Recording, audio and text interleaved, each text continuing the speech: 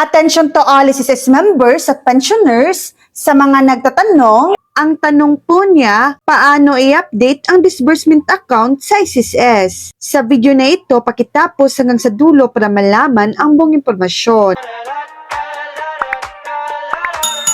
Para i-update ang iyong disbursement account sa SSS, mag-login sa iyong My.SSS portal, pumunta sa e-services at piliin ang Disbursement Account Enrollment Module or DAEM. Piliin ang iyong bangko o e-wallet at ilagay ang bagong account details, mag-upload ng mga kinakailangang dokumento at hintayin ang email ng SSS para sa kumpirmasyon. Mga hakbang sa pag-update ng disbursement account: una, mag-login, pumunta sa official na website ng SSS at mag-login sa iyong My.SSS account. Pangalawa, puntahan ang DAEM, i-click ang e-services tab sa itaas ng menu at i-click ang Disbursement Account Enrollment Module or DAEM. Pangatlo, basahin at tanggapin, basahin ang mga paalala, lagyan ng check ang box at i-click ang proceed. Pang-apat, ilagay ang detalye,